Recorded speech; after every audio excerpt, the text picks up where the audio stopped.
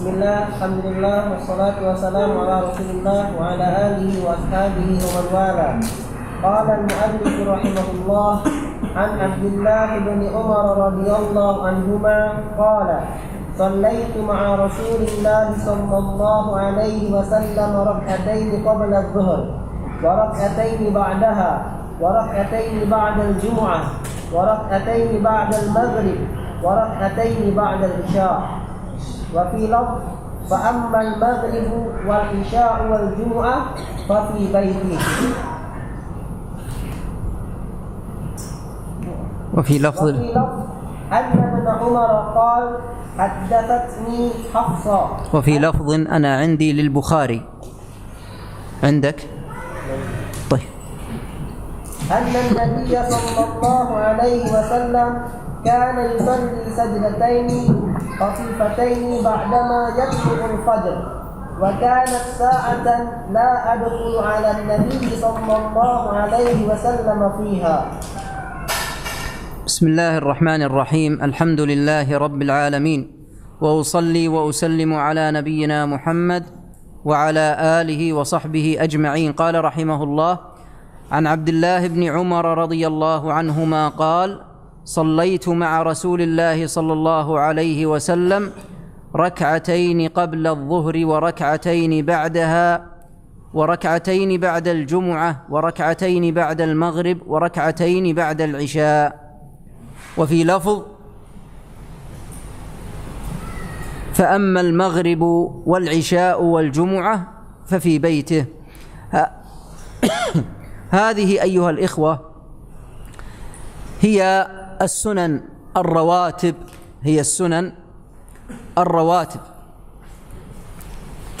وهي كما ذكر في الحديث، وهذا هو حديث عبد الله بن عمر رضي الله عنهما. ومجموعها في حديث عبد الله بن عمر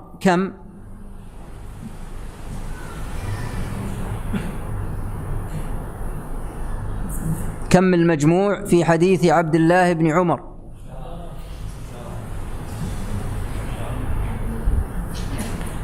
مع الفجر تكون 10.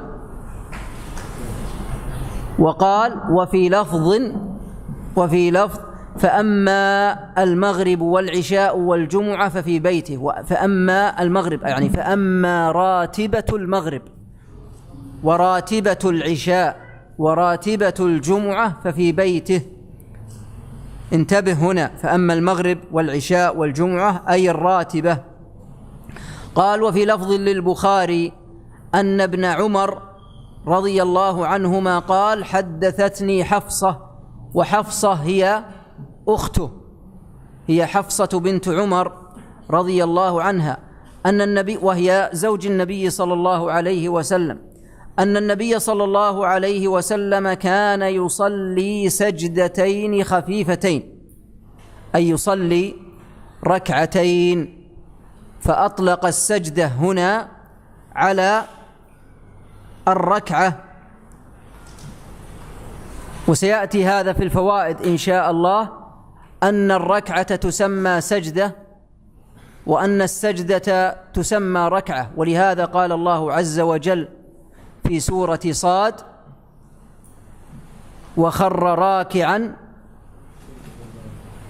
فخر راكعا وأناب، وهو قد سجد ولم يركع. فالركوع يطلق على السجود وكذلك العكس.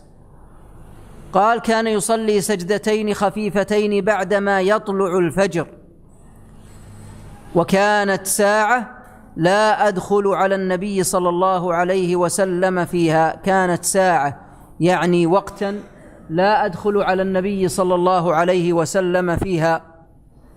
تلاحظ أن السنن الرواتب في حديث عبد الله بن عمر أنها 10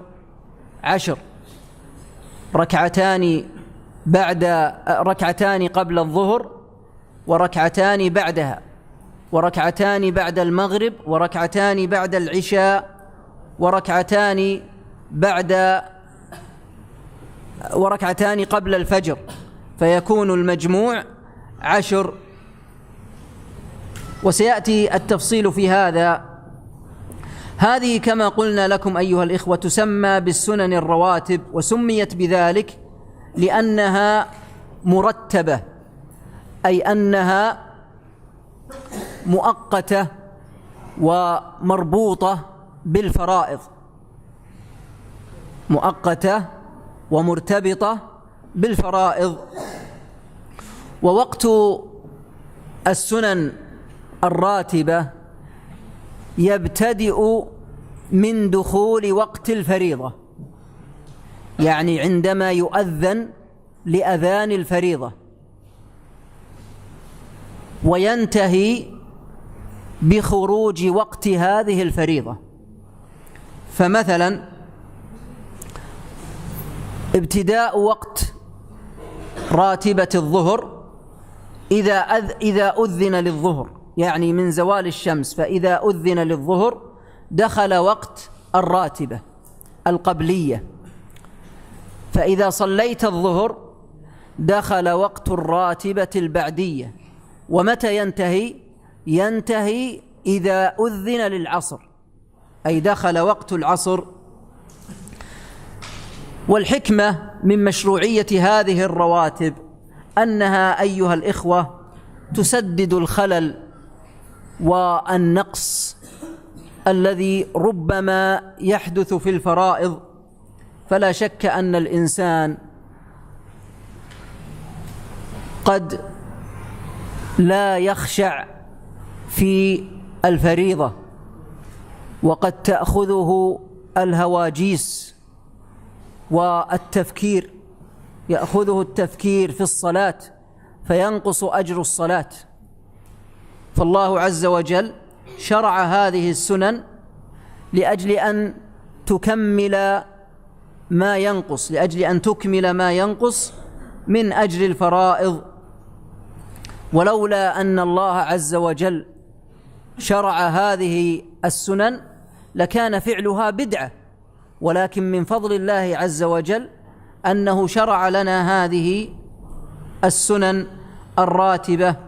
فهذا الحديث من فوائده أنه يسن للإنسان أن يتنفل بهذه الرواتب، أن يتنفل بهذه الرواتب. وهذه كما عرفتم وهي أنها في هذا الحديث الذي مر معنا 10، وفي حديث آخر أنها 12 ركعة. فإن قال قائل ما الفرق، ما الذي يفرق في الحديث الآخر بالنسبة للسنن الراتبة؟ ما هو الذي زاد؟ أين الركعتان اللتان زادتا؟ قبل الظهر. أحسنت، قبل الظهر. ولهذا فهذا الحديث بالنسبة لراتبة الظهر قد يبدو أنه معارض لحديث عائشة في صحيح البخاري.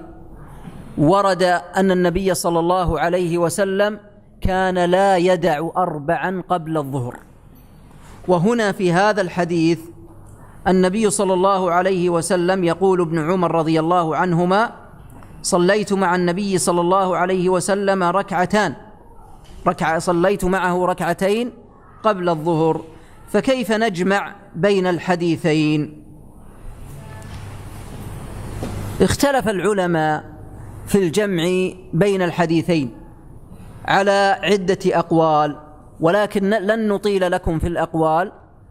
والأقرب في هذا والله أعلم أننا نقول نأخذ بحديث عائشة بالنسبة للظهر، نأخذ بحديث عائشة، لأن ابن عمر رضي الله عنه حدث بما رأى، وعائشة رضي الله عنها حدثت بما رأت، فيؤخذ بالزائد، لأن الزائد لا يلغي الناقص.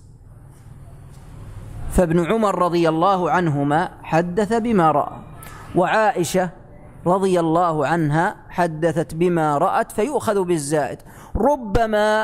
ربما أن ابن عمر رضي الله عنهما لم يرى النبي صلى الله عليه وسلم عندما صلى الركعتين الأخريين، فهو حدث بما رأى، وعائشة رضي الله عنها حدثت بما رأت. كذلك أيضا عائشة رضي الله عنها تعيش مع النبي صلى الله عليه وسلم في بيته، وابن عمر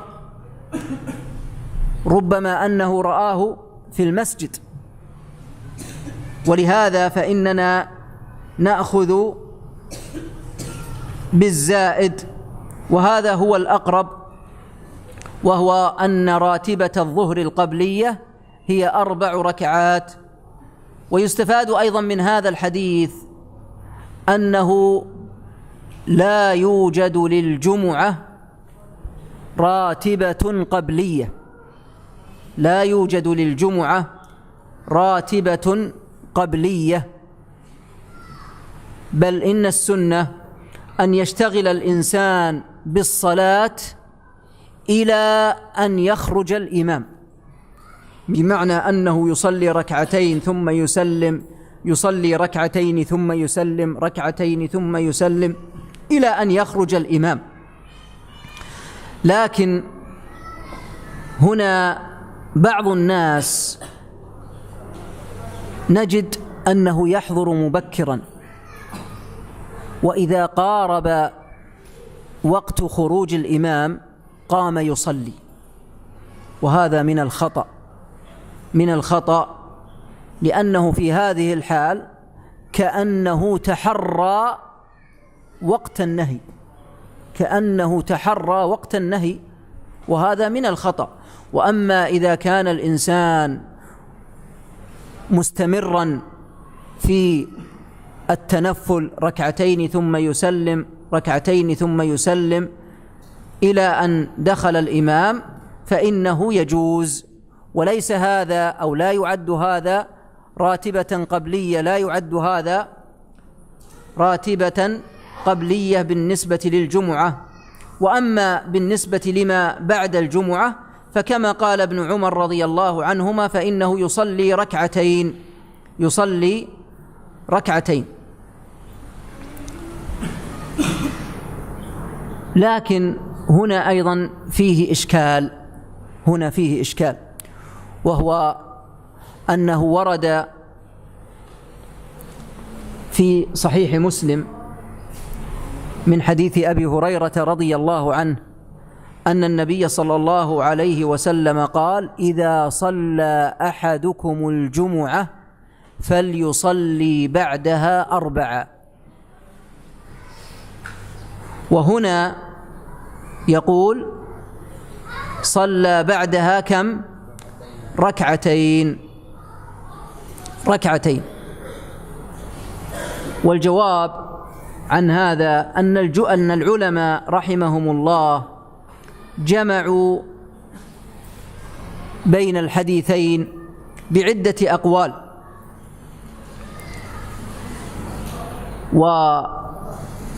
والأحسن أن نقول أيها الإخوة أننا نقدم قول النبي صلى الله عليه وسلم على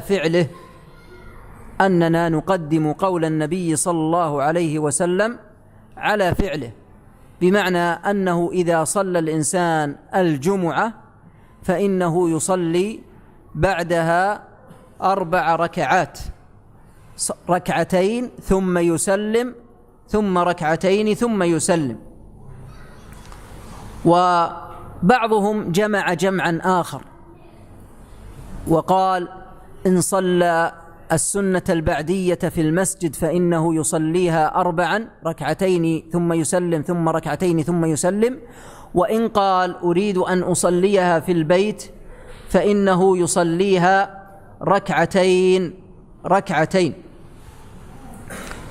وليعلم أيضا أنه جاء عند النسائي أنه إذا صلاها ركعتين في بيته فإنه يطيل النافلة، بخلاف ما إذا صلاها في المسجد فالمهم أن الجمع أيها الإخوة بين الحديثين ورد كلام طويل، ولكن من أحسن ما يقال أو أحسن ما يقال في هذا أن نقول يصليها 4 سواء في بيته أو في المسجد، بمعنى أنه يأخذ بقول النبي صلى الله عليه وسلم، لأنه إذا صلاها 4 دخلت الركعتان.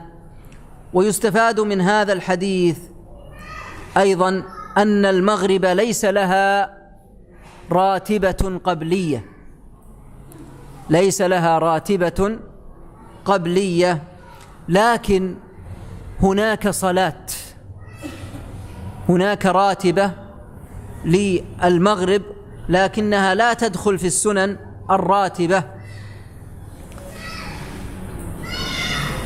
ويدل لذلك أن النبي صلى الله عليه وسلم قال: صلوا قبل المغرب، صلوا قبل المغرب، صلوا قبل المغرب، ثم قال في الثالثة لمن شاء.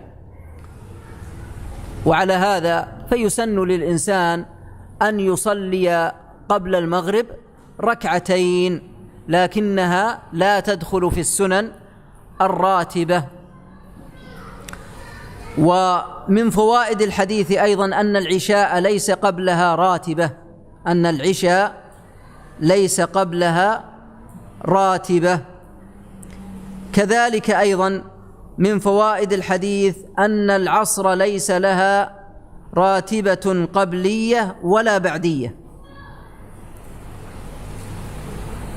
ولكن ورد أن النبي صلى الله عليه وسلم قال: رحم الله امرأ صلى قبل العصر 4.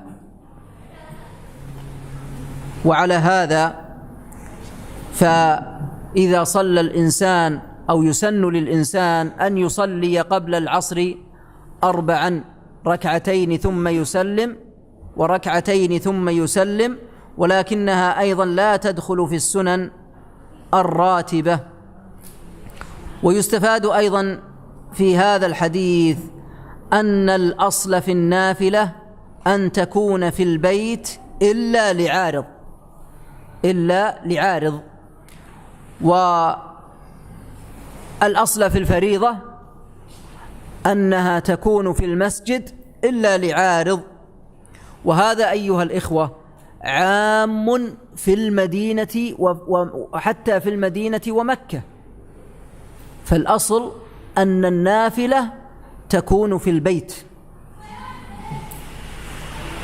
فلو أن رجلا سافر إلى مكة وسكن في مكة أو أخذ شقة في مكة أو غرفة، فالسنة أنه إذا أراد أن يصلي النافلة فإنه يصليها في بيته. ويدل لذلك أن النبي صلى الله عليه وسلم كان في المدينة ومع ذلك كان يصلي النافلة في بيته. ويدل لذلك أيضا أن النبي صلى الله عليه وسلم قال: أفضل صلاة المرء في بيته إلا المكتوبة.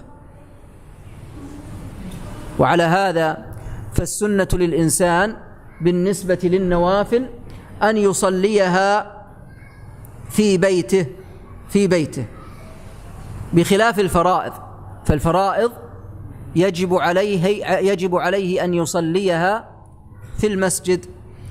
ويستفاد أيضا من هذا الحديث أن راتبة الفجر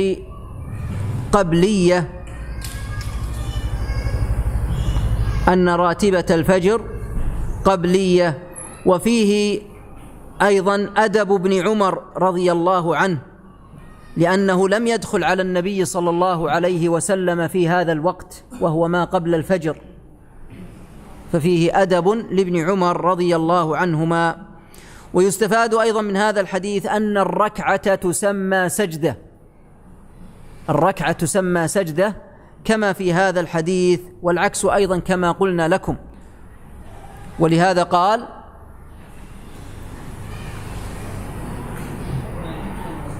وش الآية؟ وخر راكعا وأناب. فالركعة تسمى سجدة، تسمى سجدة. وهو هنا قال سجدتين أي ركعتين، أي ركعتين. نعم. عن عائشة رضي الله عنها قالت: لم يكن النبي صلى الله عليه وسلم على شيء من النوافل تعاهدا منه على ركعتي الفجر. وفي لفظ لمسلم: ركعة الفجر خير من الدنيا وما فيها. عن عائشة رضي الله عنها قالت: لم يكن رسول الله صلى الله عليه وسلم على شيء من النوافل ايش عندك؟ لا أعد. لم يكن ايش؟ لم يكن النبي صلى الله عليه وسلم على شيء من النوافل تعاهدا منه. ما عندك أشد؟ ما عندك. عندك على شيء من النوافل تعاهدا. إذن لم يكن رسول الله صلى الله عليه وسلم على شيء من النوافل تعاهدا منه على ركعتي الفجر. تعاهدا منه أي أنه كان يحافظ على ركعتي الفجر محافظة شديدة. عندك وفي لفظ مسلم: نعم، قال وفي لفظ لمسلم: ركعة الفجر خير من الدنيا وما فيها. خير من الدنيا وما فيها، وما فيها مثل أي شيء، مثل المال والأهل والبنين والذهب والفضة والقصور. ركعة الفجر خير من الدنيا وما فيها. وهذا أيها الإخوة في سنة الفجر القبلية خير من الدنيا وما فيها، فما بالك بفريضة الفجر؟ إذا كانت السنة القبلية خيرا من الدنيا وما فيها، فما بالك بفريضة الفجر؟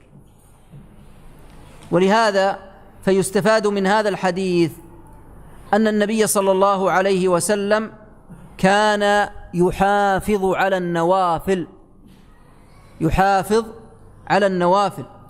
وفي هذا الحديث اختصاص راتبة الفجر بشدة محافظة النبي صلى الله عليه وسلم، فكان يحافظ عليها أكثر من غيرها. ومن فوائد الحديث أن راتبة الفجر تصلى في السفر والحضر، بخلاف راتبة الظهر والمغرب والعشاء، فإنها لا تصلى في السفر، تسقط في السفر. ولهذا كان النبي صلى الله عليه وسلم لا يصلي رواتب هذه الصلوات في السفر.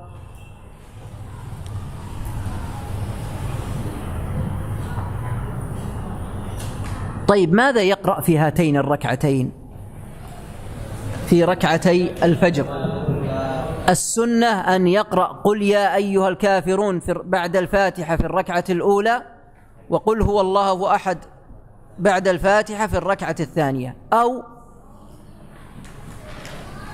أو يقرأ قولوا آمنا بالله وما أنزل إلينا وما أنزل إلى إبراهيم وإسماعيل وإسحاق، الآية في سورة البقرة، بعد الفاتحة في الركعة الأولى، وبعد الفاتحة في الركعة الثانية قل يا أهل الكتاب تعالوا إلى كلمة سواء بيننا وبينكم في سورة آل عمران، آية واحدة، هنا آية وهنا آية. طيب، وإذا كان كذلك،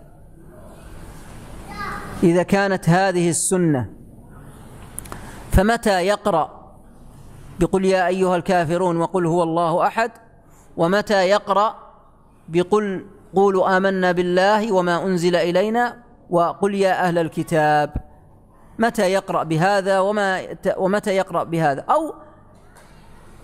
أو يقرأها جميعا، تارة هذا وتارة هذا. وهذا أيها الإخوة، هذا أو هذه هي القاعدة في العبادات الواردة في صورة متنوعة. العبادات الواردة على صورة متنوعة، فالسنة أن يقرأ تارة، أن يفعل هذا تارة وهذا تارة. أضرب لكم مثالا. الآن دعاء الاستفتاح، كم يوجد من دعاء استفتاح؟ أدعية الاستفتاح كثيرة. هل يذكرها جميعها في وقت واحد؟ لا، يفعل هذا تارة وهذا تارة، وهذا مرة وهذا مرة، هذا في صلاة وهذا في صلاة وهذا في صلاة. طيب، ما رأيكم بالتسبيح بعد الصلوات؟ ورد على كم صفة؟ 4 صفات نعدها. الصفة الأولى ما هي؟ سبحان الله 33، الحمد لله 33، الله أكبر 3، لا، سبحان الله 33، والحمد لله 33، والله أكبر 34. هذه صفة. الصفة الثانية سبحان الله والحمد لله والله أكبر 33، فيكون المجموع كم؟ 99. ويقول في تمام 100 لا إله إلا الله وحده لا شريك له، له الملك وله الحمد وهو على كل شيء قدير. الصفة الثالثة يقول سبحان الله والحمد لله ولا إله إلا الله والله أكبر، كم مرة؟ 25 مرة، فيكون المجموع كم؟ 100. الصفة الرابعة يقول سبحان الله 10، والحمد لله 10، والله أكبر 10. طيب، هل يفعلها جميعا بعد فريضة واحدة؟ لا، يفعل هذا تارة وهذا تارة. نضرب لكم مثالا آخر. ورد في الجلسة الأخيرة، في صفة الجلسة الأخيرة في الصلاة الرباعية والثلاثية، ورد عدة صفات. من يفعلها لنا؟ افعلها لنا أنت حتى نراك. الجلسة الأخيرة، الجلسة الأخيرة. أحسنت، هذه صفة، لكن لعلي أرى. أيوة، لا لا، أيوة هكذا، هذه صفة. الصفة الثانية لا، الجلسة الأخيرة.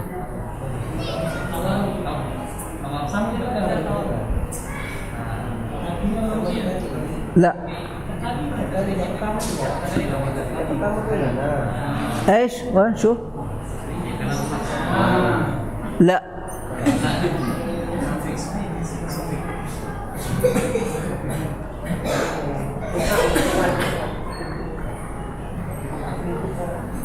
من يعرفها؟ لا،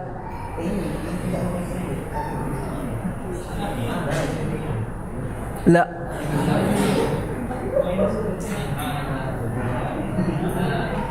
ما أحد يعرفها؟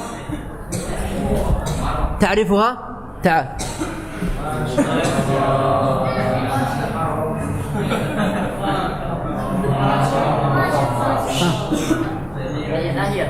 ها؟ أنت تسألون بالإندونيسي، ما أدري والله وش تقول. وين نشوف؟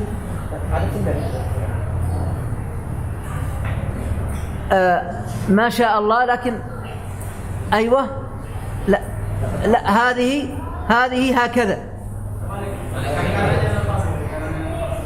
لا لا لا لا لا.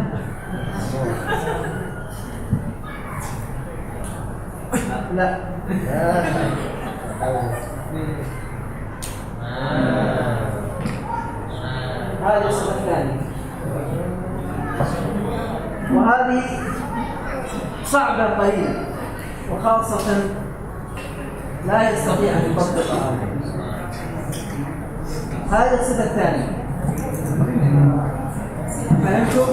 والصفة الثالثة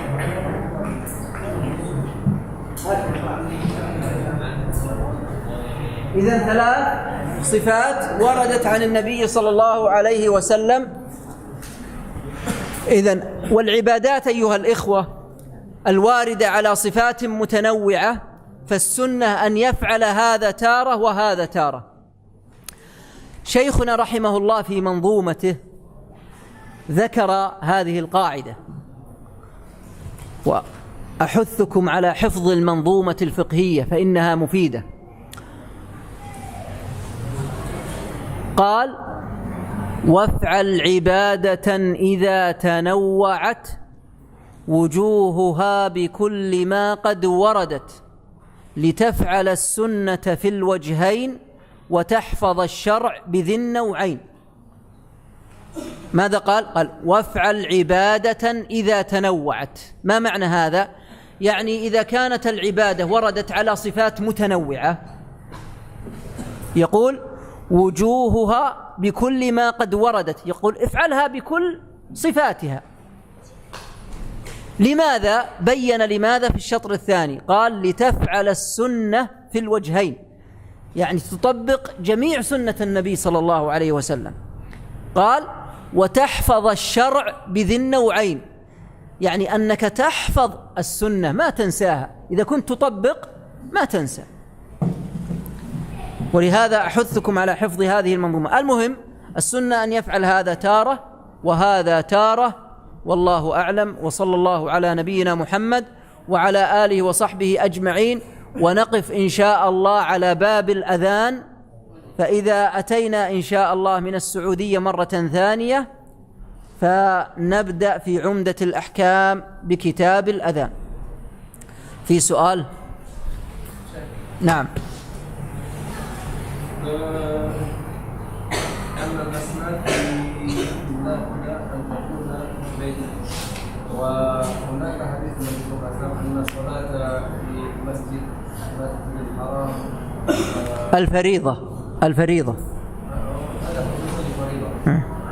الفريضة أو ما يشرع فعله جماعة في المسجد على قول بعض العلماء.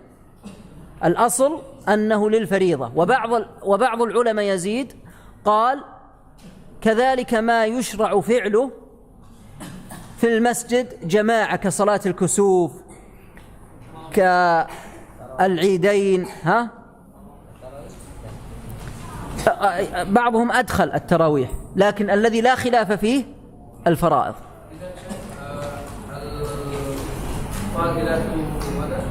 وبعضهم قال جمع جمعا